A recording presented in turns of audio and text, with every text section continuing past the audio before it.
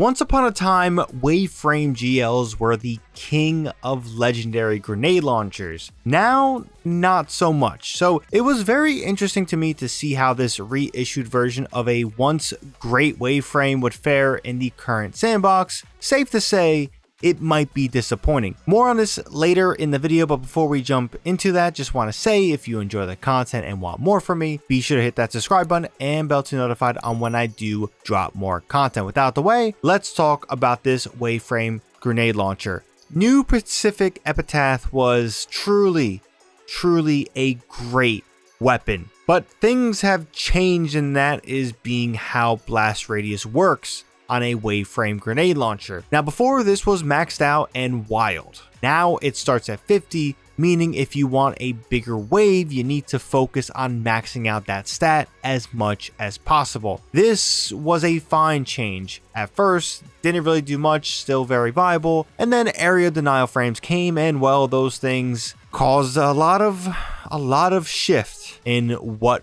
you wanted to use from a GL. So perk pools really became a big part of what made a Waveframe still worth using. So I think this is a good time to bring up the perk pool for the reissued version of New Pacific Epitaph. As usual, we are labeling it so you guys can follow and reading it from right to left. So all the way to the right, we have the two origin traits, Restoration Ritual from Ghost of the Deep. This is a great one. And underneath that, Gravity Well. This is a fine one, nothing too crazy. Restoration Ritual is the one that I lean on the most. Now in column 4, we have Chain Reaction, Kill Clip, Elemental Honing, Sword Logic, Redirection, and Adrenaline Junkie. In column 3, we have Envious Arsenal, Unrelenting, Rhyme Stealer, Lead from Gold, Demolitionist, and Recycle Energy. And since this is a GO, we have 2 mags here, High Velocity Rounds and Implosion Rounds. Now the perk pool is a pretty solid perk pool for a Waveframe, but how much better is this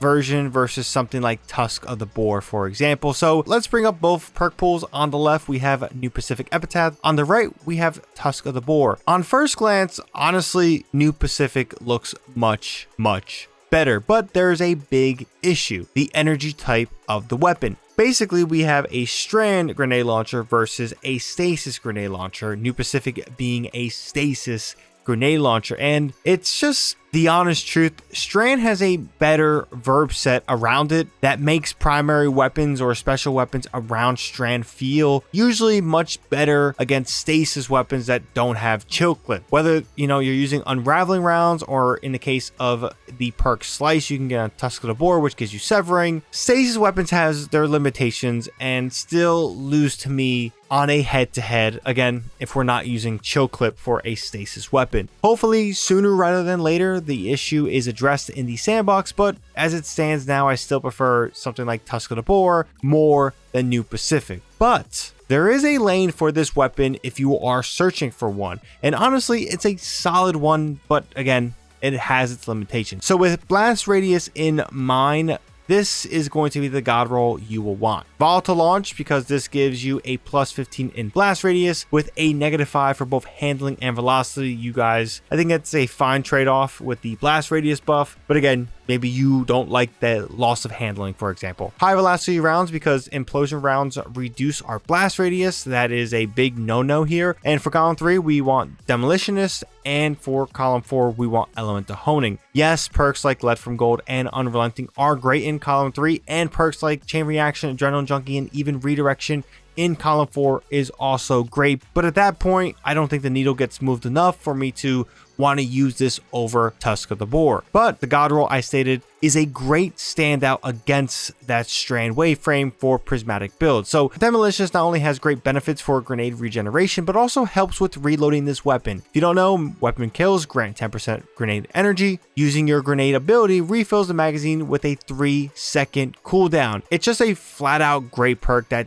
really helps make this frame feel even better if we were to get a little bit more focused on Waveframes.